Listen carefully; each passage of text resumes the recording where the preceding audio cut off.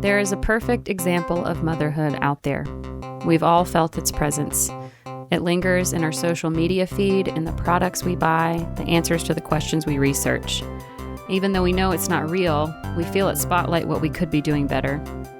Join two best friends as they step off the stage of motherhood and go behind the scenes with moms from different walks of life. The Momcult Podcast. Real moms, real talk, real tired.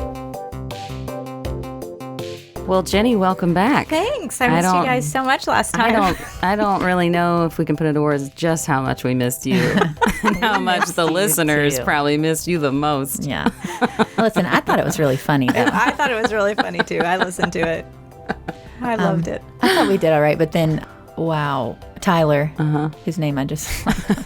I guess we're going to talk about episode 7. Listen to all day today. Talk to. Anyway, she mentioned you, and how awesome, or yeah, she gave you a shout out. She and heard. I was like, she didn't even come last time. Anyway, glad to have you back. I'm happy to be back. Well, let's dive in. Jenny, how's your week? Oh, wow. It's been a week. I haven't talked to you really since Christmas.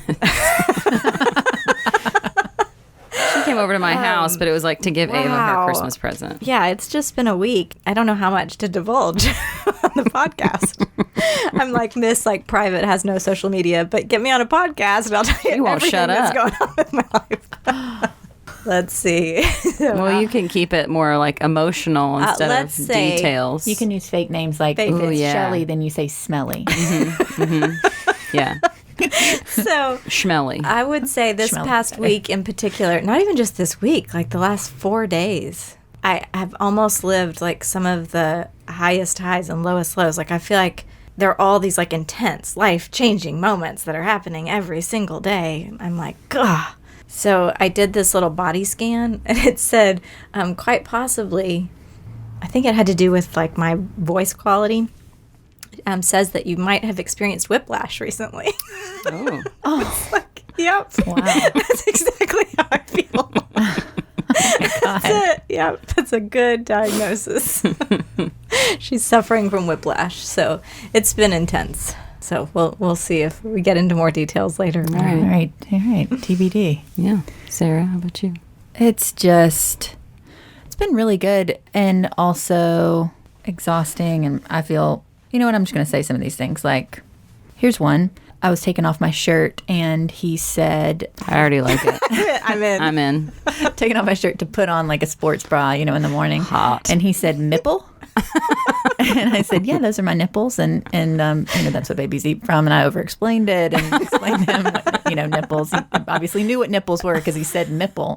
And then I said... And then he goes, touch it? With his finger out. Already teaching consent. Nice. and I said, well, that's not, it's a private part and on ladies and, on boys, but no one should be touching your nipples. And then over-explained that also. He literally, he's 2, which we know. We need a sound that we play with that. Yeah. It doesn't even make sense with it.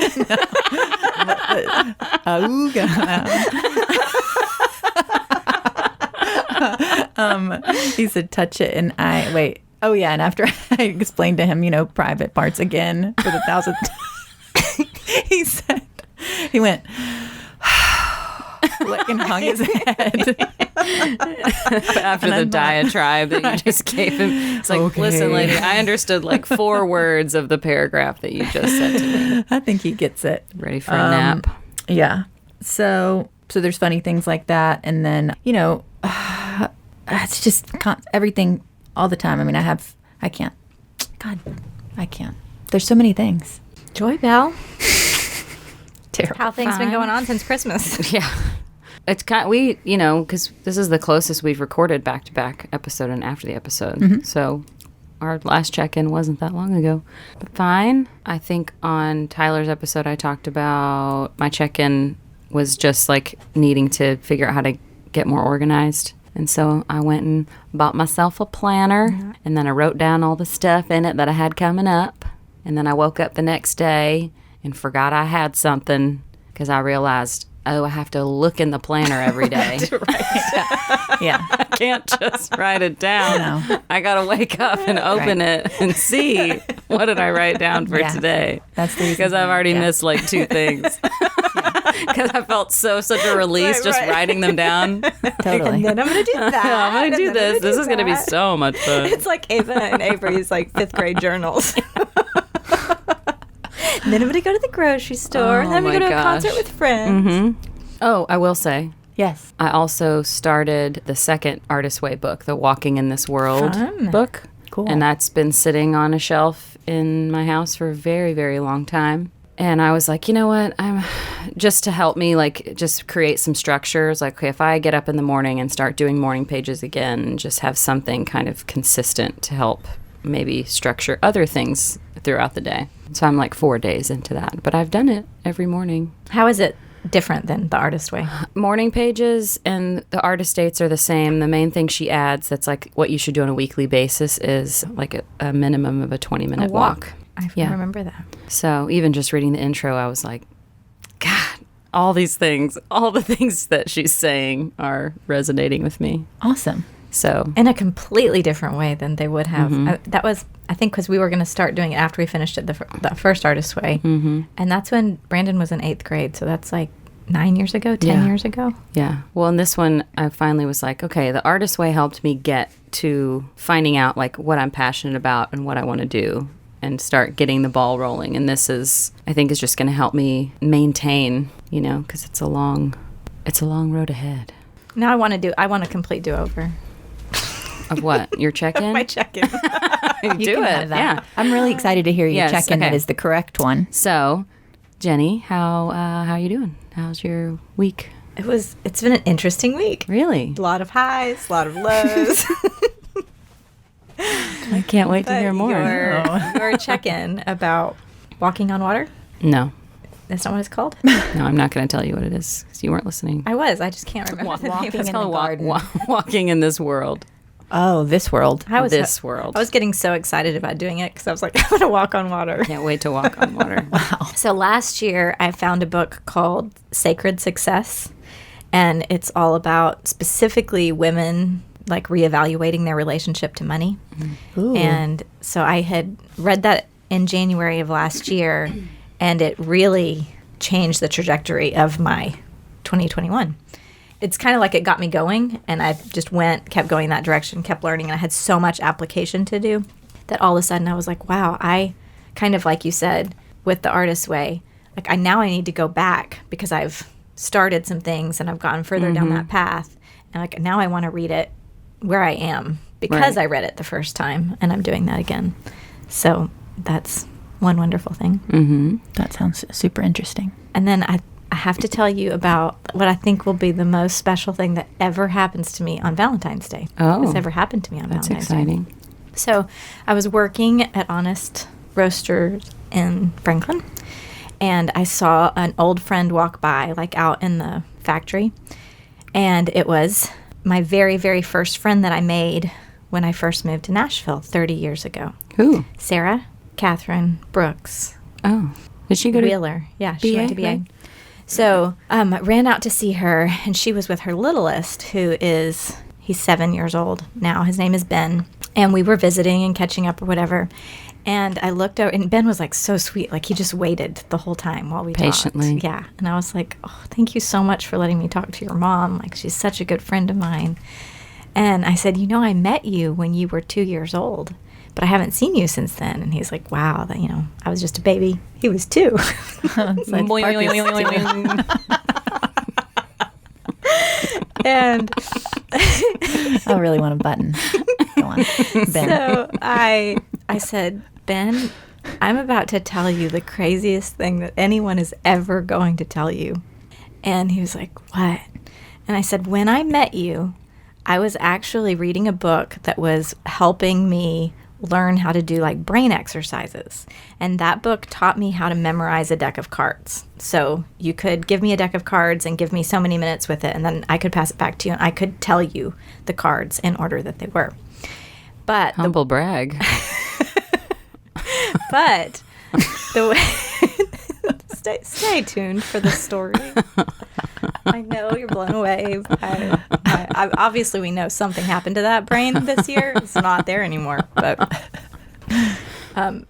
someone just recently told me, you were smarter when I met you. Yeah. It's like, Back in the day. I hear that from people that went to elementary school with me. You were like top of the class back then. What happened? But the trick to memorizing the cards is that every single card you have to attach a character, like a person or a character to. So it's like, I think, like the Jack of Hearts is my son, Brandon. So I was like, Ben, I just happened to meet you the week I was doing that. And when I got to the Two of Hearts, I was like, who do I know that's 2 years old? And the only 2-year-old I knew was you. So you're the Two of Hearts in my deck. And I mean, he was just like, he just lit up. And I was like, do you think that's the craziest thing you're ever going to hear? And he's like, probably so. So I go back to work. I have a bunch of stuff to do. And I get home, and on my front porch is this little package that has a note that says, from your Two of Hearts. And inside were 2 heart cookies. That's a very cute Valentine's Day story. Yes, the heart. So there you go. That was sweet. My heart is warm. Right? Both of your hearts. Both. How did she get cookies to you that quickly? Was it the same day? It was exactly the same day. Like, Do they live She in had 'em Franklin already. too? my guess, well, it was in Franklin. It was near my house. The coffee shop was by my house. Here's my guess. They'd made cookies for something else. Right. And she was like, oh, Yeah, I'm that's right obvious. near Okay. Jenny's While we're house. out and about. I see. Nice. I know it was impressive, though. Those are the things that, those are the moms that I go, I yeah. don't do that. Oh, yeah. So I don't think daycare. I Speaking like of, here's a thought that makes sense with that one, which is new for me. With the kids at the daycare, whatever you call it, that Parker goes to. Mm-hmm. I thought I did great ordering his Valentine's, which I normally would have made him. I just didn't have time. And I made him and did like a really cute bag. And then whenever I dumped out his bag of Valentine's, and every single one was like handmade and stuff was baked. Oh, yeah. And clever tags and stuff. And my sister-in-law gave me an idea for one. She actually literally made enough because I don't know if she thought that I wasn't going to do it. She was like, I should have some extra. And I was like, I got 20 extras and I got it. I've had these for a week. But I was like, I should have taken this. It's like a clever. What was your favorite one? Well, it didn't have a saying. It was just a little heart. And actually, it didn't have any candy or anything. I liked that better. I liked the clean thing. But it was just a little heart with like a little fuzzy ball and eyeballs on it. From a kid named Oliver. So cute. I liked his the best. So cute. Yeah. What's really great about public school is that you're not allowed to bring anything homemade. Exactly. And I really like that The rule. standards are low. They're very low. Sorry, it's the school. We're not allowed. I would totally make all the things by hand. Yeah. Yeah. But That's my what you hands are do. tied. Yep, sorry. Rules are rules. Yeah. All right. Let's dive in. Jenny, Okay. I mean, what'd you think about Tyler? I just love her. I love her. I can't believe she's a dancer and a choreographer. And what was the other thing? Like, he just made a short film. I was just like my jaw was just like dropped at like just the first 30 seconds Yeah, of her introducing little bio. Yeah, she's of course amazing. But the first thing that I wrote down was how much I love the sound of other people's children melting down. It's just the best. It really It is. is the best. And I loved that. It was so funny. So many things in this particular one. I would think I'd write it down and you would say the same thing that I was just thought. It's the sweetness of like, it's not my child. Like, that's really the best part. Yeah. It's not my child or my It's responsibility hilarious when right it's now. happening to other people, and it is not funny at all when it's happening to me. Well, I heard there's a single mom that just moved in across the street from us, and I heard her yelling at her kid today. And I always get really nervous because I'm like, I just grab him up and I'm like, oh, people think whatever. But I was glad to hear her yelling at her Exactly. kid. Exactly. And yes, watching other kids melt down and just seeing, oh, that's what we do. Okay, that was my first thought. I like it. I'm in. Okay, so Sarah was talking about when is it time to introduce consequences to Parker. You need to have my kids on the podcast. Yeah, that's true. This is like the thing they talk about all the time. My kids knew the word consequences is like one of the first words that they learned. I mean, I use the word consequences because of you. And That's like the word you used all with the them. time, like Yeah. this, and it was like so important to me that they knew that their actions had consequences, and it wasn't kind of like you were saying. Most of those consequences were organic, real life consequences, but both of my kids say it's the number one thing that they understand that their peers do not. Okay. Cool. It's all about that jar, the consequence jar. What's that? It was a bag. It was a bag? That sounds crappier. It was great. Like just a Kroger bag. No. Like a really It was cute bag. It was a brown little lunch bag, and it had a little tag on the front. What'd you put in it? The kids got to pick 4 consequences. When they got in trouble, they had to go, but they got to pick their consequences. Oh. But didn't they have to blindly draw, right? You gotta wait no, for the big reveal. Oh, sorry. But one of those was grace. Okay. So they didn't have, like, they could. Ooh, that's like the Joker, whatever. Right, whatever. exactly. So Cool. they would, when they got, and they had made them up. So it was like, sorry. I mean, you're the one who said that's what it was going to be. So I'd be like, okay, you've got to go draw from the bag. And so they draw, and it could be the worst consequence, which would be like no TV for the day. And for something probably super minor. Right. Yeah. Or it could be, I think they even maybe did some funny ones. Like you have to go give a piece of your candy to your sibling or, something like that. But anyway. How old were they when you... Well, they were old enough to come up with it, right? So elementary school. They came up with the bag? No, they came up with the... Oh, the consequences things. themselves. Yeah. Okay, sorry. But anyway, that is fascinating to me that both of my kids talk about how they feel like that's the difference between them and their peers, that they understand their actions have consequences. Totally. And not only negative. Like we made a really big deal out of like, this has positive consequences. These are the good things that happen because you did this. That's cool. Yeah. That's awesome. One of my favorite conversations. Mm-hmm. One of my least favorite conversations is mom guilt. Mm-hmm. Which is another name for your podcast. Yep. That people would really catch on to that one. Yeah. I think mom guilt is so interesting because there's a certain amount of guilt that's really important to be like, I need to do right by my kid, right? Like there's a lot of kind of behavior that kids aren't done right by because moms are like, oh, well, what are you going to do? You feel guilty about everything. And like just having that, like guilt exists for a purpose. And there's a certain amount of things that you're like, okay, I need to do better at this. Like say you are yelling at your kid all the time, or I don't know, let's just stick with that one. But I can imagine a lot of others. Dicey if we keep going. right. But the point is there's a lot of kids not doing well in the world because they're not getting cared for well. And so if you are neglecting your kid because you're drinking too much, you should feel guilty about that. Right. Is what I'm trying to say. Yeah. But what I think the mom guilt that we're dealing with is such a vague, smoky, like all-consuming. It has that like, oh, our culture basically says, as long as you don't mess up your kid, they'll be okay. And there's no mom in the history of the world that could be good enough or amazing enough. And so we have this truly like holy standard that is exacerbated by all the things you are supposed to do that aren't even real. Mm-hmm. And so for that reason, it's mom guilt more from a place of like, I'm never going to be good enough. Like, I'm never going to do this right. Like, it comes down to things like the Valentines or... Totally. Like, you know, that kind of thing. So I think it's really... In fact, my thought about that is that sometimes that guilt can keep you from seeing the things you actually do need to work on. Right. That are legitimate parenting issues. Totally. So that guilt, that kind of collective mom guilt, I completely agree with Joy when she said you just have to be friends with it. Keep your enemies closer. Right. I didn't hear you say that. That's good. And you what? Yeah. There's another thing I didn't hear you say that I wrote down too that I heard today. So I like to think of it, that kind of guilt and any kind of toxic guilt that's just coming from that outside, whatever. I like to think of that as the feeling of after you've had a really good workout and the next day you're so sore and you feel awesome.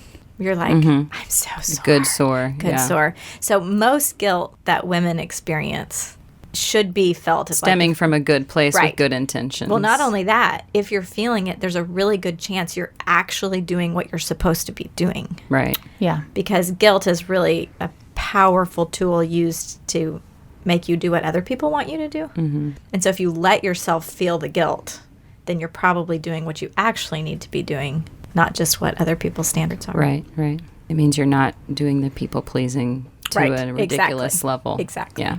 To the point of automatically failing. Let me just speak for me. I'm like beginning from a deficit. Like I feel like you're going to in some way, large or small, traumatize your kids in some way or mess up in some way. Obviously, everybody's going to mess up a little bit. And so like everything that I do, like every little thing, that feels like that takes a point off. And I'm like, he's like you know what I mean? Like a step. No. Right. Like, I know that, yeah. I know, but I don't know what I could say. Yeah. I don't know what I could say to say that's just not true. Yeah. That's not true. You're not traumatizing your kid. You're not. Don't you feel like like a little bit? No. Like, yeah, No. a little. We're not talking about it anymore, Sarah. Like, I don't know. Like a normal. Like, I mean, like a normal amount of trauma. Not like really. No. Agree to disagree? No. Because you're saying because your child lives with a human and has a human raising them that they're going to be traumatized. Yeah, There's like this really, really broad spectrum of normal health that looks really bad on some days and really good on other days. Yeah. But it's normal. Yeah. And a normal human in the interaction needs that to become a person, to develop resilience, to repair, that's really important. Otherwise, you have a kid that's like grown up in this bubble that has experienced quote unquote no trauma, but they have no resources or skills to function in life. So you've traumatized them in a totally different way. Right. So then you feel like every human really has some, like, at least a minor trauma. I mean, that's like an obvious thing, That I right? would not call trauma. Right. Okay. However. Great. What do you call that? Outside. Just life. So like there's life and there's kind of like, this is just the normal parts of like being human and how we become humans and what we have to bang against to become a person. Yeah. And then you have like things that are outside that realm that are like, oh, that's something significant. Like that's, the loss of a parent or abuse in their house or, like those are like traumas that then need a different level of care. But I think it's really important in the culture of parenting right now that we take that language out of the really, really average stuff because take all the little everyday, like the word trauma is probably being thrown around a lot more casually than it used to. Correct. And that what we call trauma are actually life lessons that are really, really important for all of us to be able to get strong enough to deal with those other traumas the bigger that happen things, when they do come along, because they will inevitably for all of us. Such an interesting edge to adjust some of my thinking. Well, maybe. Do you know why it's so important to me? Well, I mean, I can see why it's important. Why it's an important thought for me, I guess. Like why do you think I care so much about you not leaving thinking that? I don't know. Tell me. Feed it to me. I don't want to think. Get your silver spoon out. That's funny because Tyler said something about yogurt. Smooth yogurt. I this forgot. yogurt wasn't smooth enough. I love that. Smooth the yogurt out for Sarah, will you? Yeah. Jenny, the yogurt is not smooth enough. That yogurt is too lumpy, Jenny. I'm sorry, I don't understand. Because parenting and being a mom is so hard. It's so hard that if you burden yourself with thinking you're traumatizing your child with normal behaviors, you aren't going to have the resources you need to parent. Yeah. Like it's going to deplete your resources thinking every single moment or sentence or whatever is the moment that could harm him. Yeah. And I'm going to drop it after this, but to also to your point, you were saying that you can miss kind of the forest for the trees if you're focusing on these micro things and not really seeing like what's actually going on. And I think that I do that in terms of worrying so much about repeating cycles of behavior, familial things, and worrying so much about those things when really I'm doing a, at least decent job. And then maybe having him worry about me because I'm so stressed about that. Right. Yeah. You are an amazing mom, Sarah. Okay. You're an amazing mom. You're not doing an okay job. You're both such amazing moms. It's also just that, I don't know what you call it, but just like the more you worry about something, the bigger it gets. Well, just the more you worry about it, the more you should know, if I'm this worried about passing on these family traits, then I'm probably not going to do it. Or you did by being obsessed with them. Yeah. I do think that.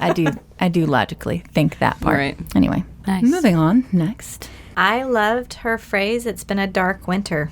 Mm-hmm. And I kind of wanted to see if y'all feel like that's just a Tyler thing, or if you feel like it's been a dark it's winter. an everybody thing for the most part. It's been a dark winter, hasn't it? Yeah. Well, But I feel like it's... Like the sun came out today and it was like, Or just Really? like I'm starting to go to restaurants on the east side and like the staff isn't masked anymore. And like where that would have stressed me Don't out at say one that out point in loud. time. Yeah. Now I'm like, Right. yes. I feel like I can just breathe. You know, and something about, and I'm really thinking more not literally the winter, but like the last couple of years, like when things are difficult in this way that's so different, bright spots are so much clearer.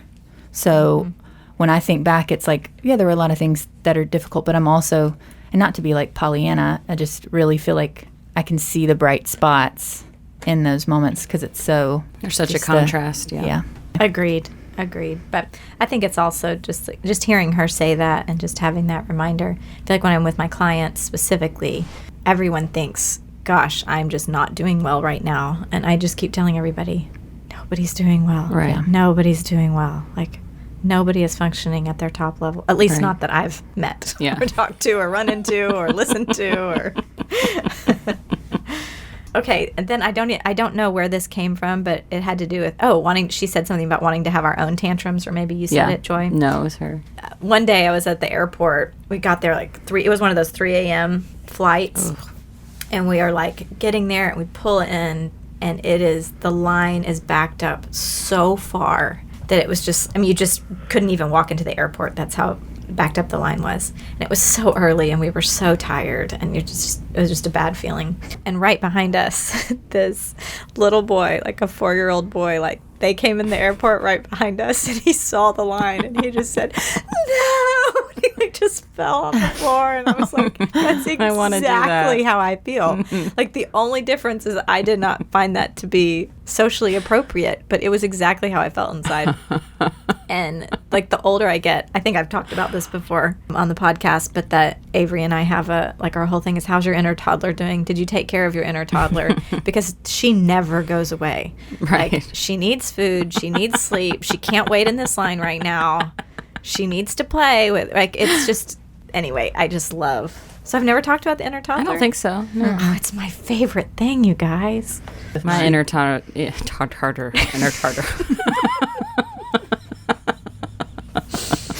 My inner toddler is very strong right now.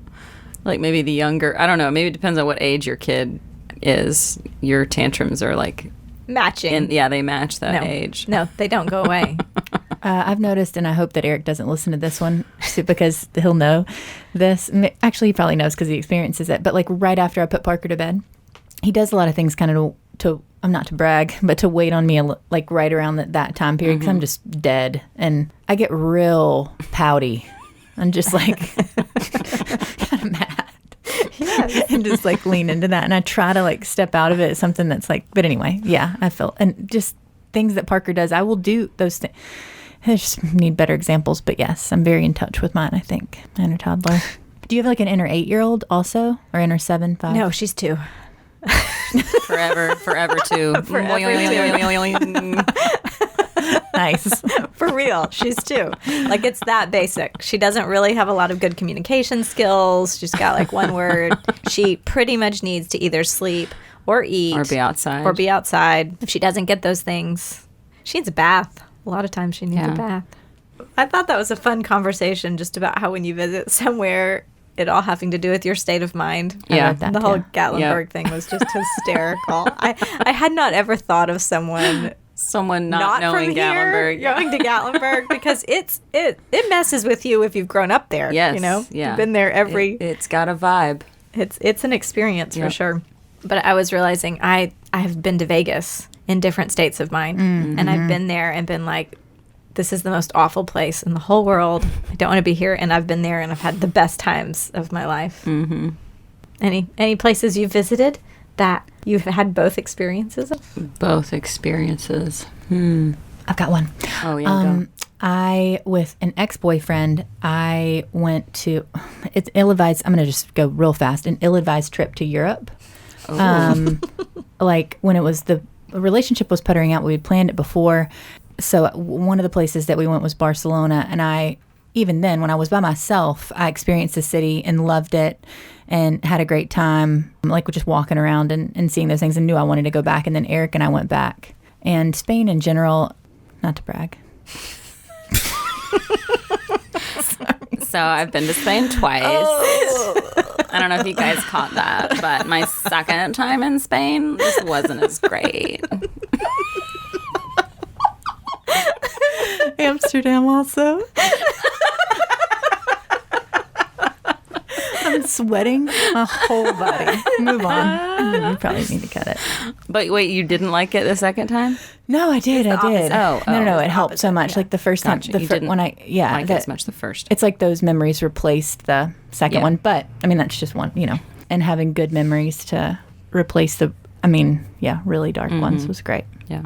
Very neat. That's a great example. Wow. Thank you so much. I don't think I have one, or I don't want to take the time to think of it. I'm pretty sure you have been to Gatlinburg so many times that you've had some very terrible and very good experiences. Yeah, I mean, I was trying to think of outside of Gatlinburg. I thought that was just assumed that we've all had those I'll say this. experiences I've been to with Gatlinburg also. It's true. Pigeon Forge is like a whole nother, that's even dicier. I think it's for me a lot who you're with. Like Barcelona. Gatlinburg. Shut up. Y'all have all been to The dichotomy. Joy went to Korea. Yeah. I've been nowhere, so let's not start that conversation. Joy went to Korea. Joy went to Korea in 2010, okay? She travels all the time, literally. Still sweating. All right, what you got? What's next? What's next? My What you next got? thing is you talked about Penny needing eye contact. And you were talking about trying to figure out, I can't remember what the context was. But I think it was trying to figure out when you were going to work. And when to and be her being creative without her fussy. interrupting Yeah. me. Yeah. And I thought it was important to talk about, like, probably nothing kids, especially babies, need more than eye contact, right? I mean, all of us do, but definitely children. It is just one of the most healing, connected human behaviors that we have. And I feel like we need to talk about that Penny's need for eye contact is out of control. It's higher than the average child. Oh, thank God. That helps with my guilt. So I wanted to... I'm looking at her a lot. Exactly. So that's why I wanted to say... Most parents don't look at their kids enough, don't make enough eye contact. I think I don't. Hey, we've already talked about you and your guilt, and we're done with that. But I just feel like because you said that, I was like, no, the listeners need to know. What do you mean? Like she pulls your face? Like, meaning if she could, from every second she was awake, be looking have at your attention. eyes, Yeah. that is what she needs and wants. And it's so much.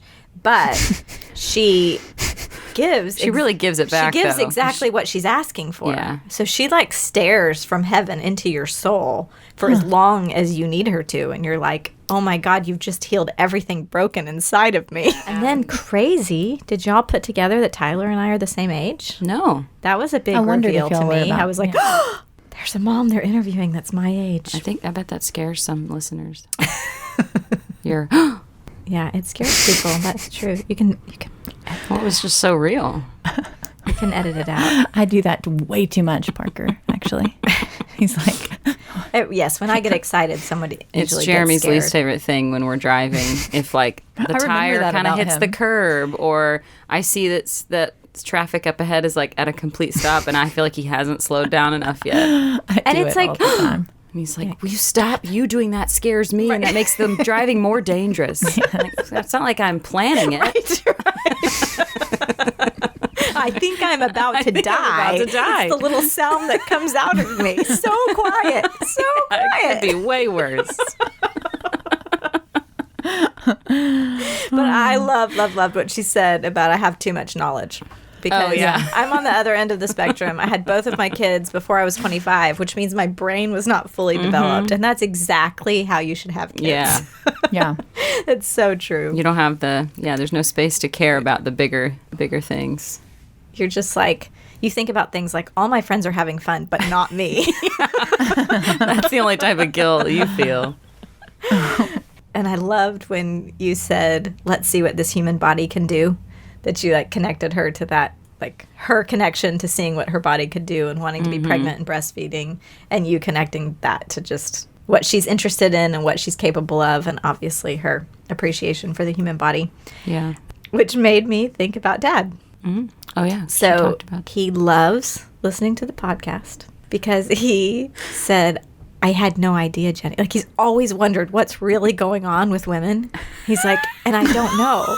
And now I know. And he's like, every single guy should have to listen to this podcast. Yeah. Because I had no idea what women went through. Like, what your bodies go through, what your emotions are going through. He's like, I had no clue. Like, I've had a wife and 2 daughters, and now 4 granddaughters. And he's like, and I'm just now learning how much you guys have to go through. So I thought that was interesting. Better late than never, I suppose. I love that. Right. That's how men should be listening. I told him he was going to get a shout out. I said, Tyler talks about you on the podcast. So he's excited to listen to it. Oh, I bet. Yeah, it's all really good stuff. This was too. This is the dad. We should re-release this on Father's Day. Okay, Sarah brought up the idea of work as respite. And I was curious if, well, you were oh, right, I remember Tyler now. Yeah. That. And you talked a little bit about work, and you're kind of trying to figure out how to work in your mom life and world. And I was just curious about do y'all experience work as respite, and what kind of work, if you do, what kind of work feels like respite to you? Sometimes I do. Some things about, because what I do is graphic design, and I don't even know if I've ever said that probably, but when things click into place, there's certain things about the work that I do that are peaceful and like calming and soothe a part of my brain that I enjoy, and that feels really good. And also, I mean, I feel like when I am just doing stay-at-home stuff, even when work is hard, I feel like that's harder, even though I really enjoy being with him. So work does feel sometimes like a break, which feels confusing to me because I enjoy it, but whatever. I feel guilty. About saying that, but it does. And then like true creative work, like if I'm just really getting to be freely creative, which is also my job, but also like whenever I'm not doing it for money. Right. That. You feel guilty for enjoying time away from your child? No, Jenny. She's really on you today. I like it. I love therapy. The reason I'm being on you, Sarah, is because so many people deal with it. No, That's I know. why it's not a you thing. I don't feel. I'm just kidding. I'm just being funny. No, but I do like that. I don't mind it at all. I really like my therapist to be tough on me. So you're allowed to be happy when you're not with him, right? Yeah, I think I mean like that specific phrase. Like I feel when I just am staying at home and then work feeling like a break, something about that feels guilty. Maybe it's that I feel like I'm saying something negative about staying at home, but I think that's really what it is. Gotcha. Thank you for working that out. But really what I'm saying is that is a more difficult job, not in like a derogatory way about it. I think it's more difficult and emotionally taxing. Yep. For sure. What about you? I would say for an audition, there's a little more pressure. I mean, I enjoy it, but there's like a deadline, and I want to do a good job, and I'm trying to learn lines as quickly as possible, but also make them sound real. And I'd say class is more of the trying to enjoy the process of all the things. I feel like it sounds boring to list the things, like reading the script and then just focusing on going through the script, picking out all the things that are, what does my character think about themselves? What I know from the script about what other people are thinking about this character, how they relate to each different person they interact with. Like, I feel like it used to get kind of overwhelming, and sometimes I can still get overwhelmed feeling like I have a lot of work to do before class on Monday. But I just try to break it down into like, what's step one, and then just do it one step at a time. And then hopefully by the time class comes around, it looks like I've done work. When I know you haven't done one in a while, but when you did theater stuff and you had Ava, then have you done that with Penny too? I forget. Mm-mm. Did that feel like? Did it feed you in that way? It's kind of like a break would. Oh yeah. Well, with theater, most of the work you're doing is on location with everybody in rehearsals. Right. Other than learning lines, but TV film is a lot more isolated. Which one of my favorite things about theater is feeling like you have a little family for a certain number of months. And so when I think about my ideal acting scenario, I feel like I would want to do like some like more of like a TV show where you do have the same cast of characters that you're filming with every day, because movies can be super isolating and you're just like in a trailer by yourself for 6 hours until they're like, okay, we're ready for you to cry now. So I don't have any fantasies about like being on some awesome movie. I mean, of course, yes, I still fantasize about it, but I know logistically what the day would most likely look like. Yeah. But yeah, no, with Ava getting to, you know, go to rehearsal and like learn some cheesy choreography, it was like, oh, I could do this for hours. So much fun. Nice. Do you feel like Jenny, is work, I mean, I know what you do, and maybe sound like a silly question, but as a fan of the psychological arts, I wonder if... I think the thing that's different about raising kids, and it's not even... My relationship with my kids now is pretty adult to adult, but it can still be really demanding. It still has different, hey, I've lost this credit card, or do we have frozen strawberries, or there's still a lot of logistical things if we're sharing the same space. But when I was raising them, even through high school, it's just so multitasking all the time. Your brain has to be in 100 different places. And so like whatever you're doing, it's like, okay, I'm trying to pay the bills, but I'm also going to be doing this. And so it's changed, whatever it changes from when they were babies to elementary school kids or whatever. You're still just spread in a lot of different directions. And so I feel like for myself, the work as respite is just getting to go do one thing and not be responsible for somebody else while trying to do whatever the one to thing focus on is the one thing. That's what it is. Yeah, we should have led with that. That's what it is. Yeah, that should have been my answer. Yeah. Damn it. But that's totally. So this isn't work, but it's the same idea. I was at an airport with my friend who has never had kids. A lot of airport stories today. Yeah. And we were going through checking our bags, and I just said very loudly, traveling without children is the best thing ever. It's amazing. And every single person who was like working there or in line with me was just like, yes, there's nothing better. And Christy was like, that's so sad. I'm never going to get to experience what y'all are experiencing right now. I'm not going to appreciate traveling because somebody else was like, but you have to travel with children to know how great it is to not travel with children. Okay. When did y'all shoot or record this episode? Last week. Yeah. So have either of you had chocolate with your coffee in the morning? No, but I don't drink coffee. With your tea? Nah, my chai is good the way it is. I don't mess with it. Well, I bought the exact brands that she had, but I ate it all the night before. So good. So good. But you know what? I got some yesterday for Valentine's, so you're good. You restocked. Restocked. I will say, so Tyler has already gone to New York to watch her short film at Lincoln Center. Oh, cool. And she got back maybe last night or this morning, and she brought me her favorite New York bagels. So that's what I had with my chai this morning. What flavor? Blueberry. So great. Oh, very that's nice. So sweet. I thought that was so beautiful. The whole yes, teaching your child patience and being like, I'm finishing my coffee and drinking your coffee while it's hot. And I wanted to kind of put in a little plug for how important it is to do that with your child, specifically for things that aren't on a screen. So choose things like mommy's writing in her journal, or I'm reading my book when I finish this page. Right. Because so much of our lives is going to be on I've got to finish this text. I've got to get the maps to here. Even if you're being very practical, you're still on your phone a lot. Yeah. So what we're saying to our kids over and over and over again is, my phone. Wait until I get off my phone, which they're not They don't know the work we're doing in it. They don't know that. So we're going to hear a lot from them. I'm on my game right now. I'm watching my movie right now. I'm on my phone right now. But if you can start practicing that with things, I'm finishing this puzzle right now, or I am cooking this meal for you, and not interrupting me, they'll also flip that right. Oh, Mom, I'm finishing building my blocks now, and then you can be like, yes, I want to respect that, as opposed to it just being like, yeah, I'm waiting till your game's over, because those games never end. No, they don't. So anyway, I thought that was really, really special.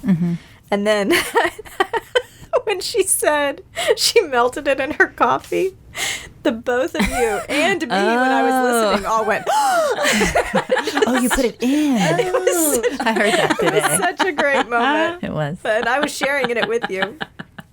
And And then we were talking about self-care, like ways you do self-care. And I was listening to all this and taking notes at a coffee shop. And I don't know how many minutes was left in the podcast. And I was like, I am going to finish listening to this podcast and reward myself with peeing. Like I had to pee and I was like, no, I'm going to wait for it. I'm going to finish this first. And I was like, okay, that's not self-care.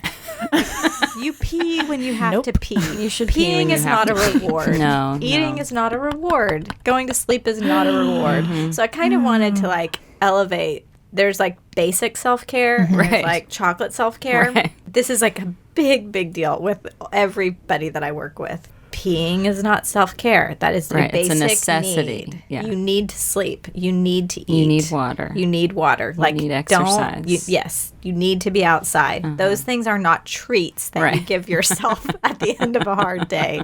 In fact, if you would like to actually have a good day, you should give yourself all those things first.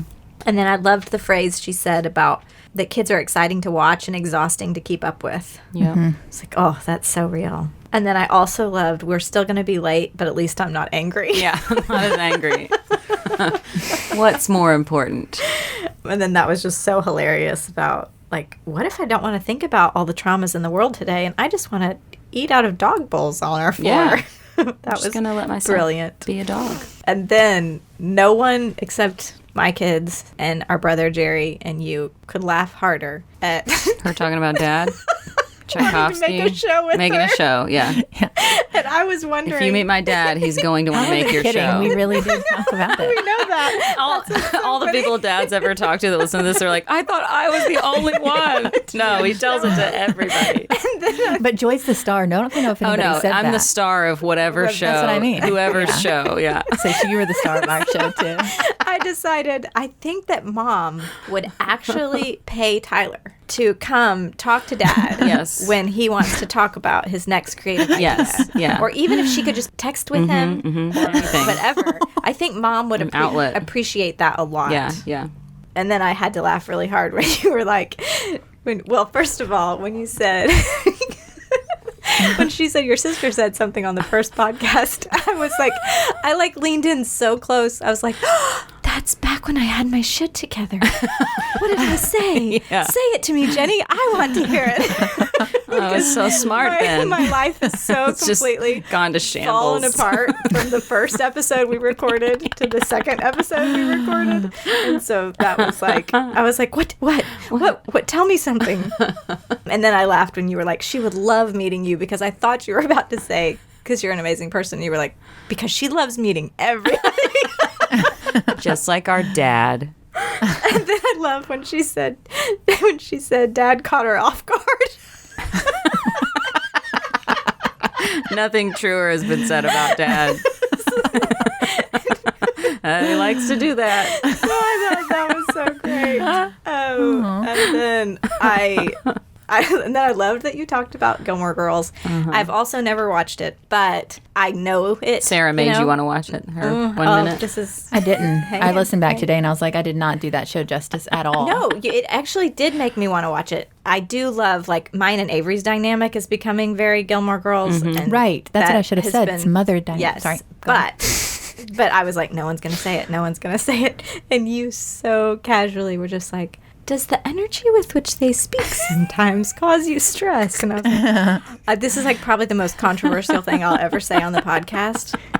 Lorelai annoys me so much. Oh, yeah, she's annoying. Like so much that I'm like, if she was my friend, I'd be like, I can't hang out with her. And Yeah. I want to watch the show so badly, Right. but her Yeah, she's really annoying. like, intensity is like, I can't be around her that long. Yeah. But So I want much to know all coffee. the stories. Like, I want yeah. to know. And I mean, I love that actress, and I love. Yeah. Oh, no, she didn't. I mean, I think obviously when somebody does a really good job Right, at their right. character that they're being typecast as, then I like They're her doing and their job. everything else that she's in. Well- that character's just a little too. yeah, I was Neurotic. High-strung. I was still like High-strung's hesitant towards her when I started Parenthood, but I loved the show so much that I was like, okay, I'm just going to deal with it.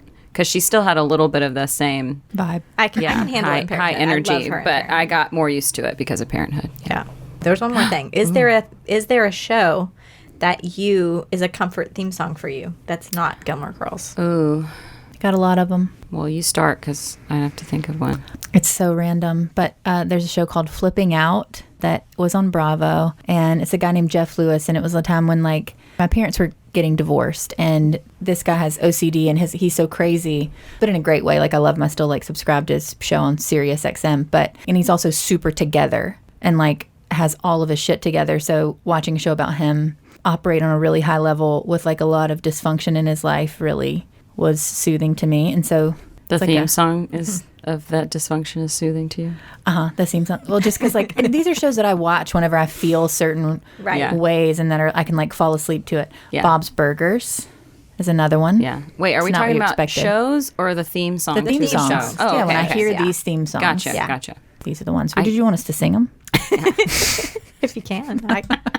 I'm not singing. The only one that I can think of that really makes me feel something is Sex and the City. Oh, also that. Totally. Yep. Like anytime I hear the HBO white noise, yes, immediately my brain is dun dun dun dun. dun. Not any other HBO show will ever. Like, that wins for the white noise. I'm so glad you said that. That's definitely one for me.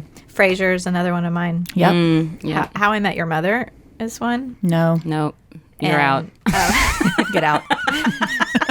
So Brandon used to watch. He watched that. Like, he told me about it, and it was like during a time when he wasn't really connected to me at all. And so I watched the show because he was talking about the character. No, not even with him. Like, just so I could talk about the characters with him. So it's like reminds me of good times. And then I just don't think. I think Ted Lasso forever will now be comfort theme music. Downton. So good. I would not recognize the Ted Lasso theme song from that. But honestly, I don't dislike what you just I don't did. either. I love it. In fact, maybe that could be the sound effect. It's the new show. Dad's dream show. I'm just giving you guys a little taste. It's like a now you know why my dad's obsessed with my sister being in a show. He cannot let it go. What was that? What was that? The show.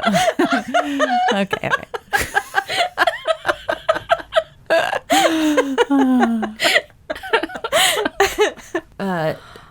Wait. No, it's not worth it. I'm trying to think of who that sounded like. And there's a guy, like Emil Hirsch starred in this movie. I think he won an Oscar for it, where the guy went... lived in a bus. 60 seconds, go. This guy lived in a bus and he died in the bus. Do you remember this? Anybody? Like where Into the Wild, maybe? Wild something, yeah. And do you remember Eddie Vedder? That's who you sounded like a little bit. My stepbrother will now say, did not sound like Eddie Vedder. He loves Eddie Vedder. I know his sound, and that wasn't it. Was not it. Downton Abbey also okay. Nice. Oh, yeah. Oh, yeah. Friday Night Lights. I was going to say Friday Night Lights, but then I couldn't actually hear it. And I thought that felt unfair. If I can't hear it in my head, then I feel like it's not allowed to be an answer. One used to be. I'm going to say this. If you need to cut, you can cut right here. The Cosby Show. Oh, was one.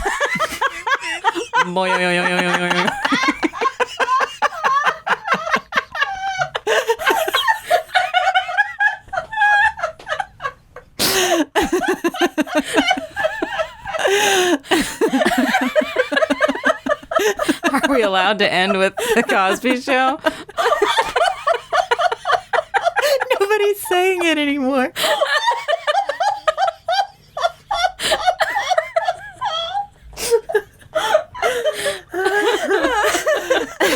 Well, thanks, Jenny, for coming in.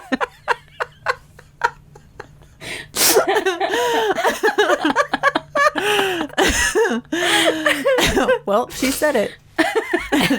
Thanks, Jenny.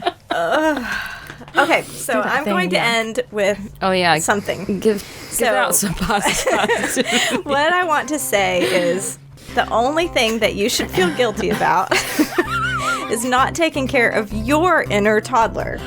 If you take care of your inner toddler, which you should feel guilty for not taking care of her, okay, you will have a much better chance at actually being a decent human being and maybe an okay mom.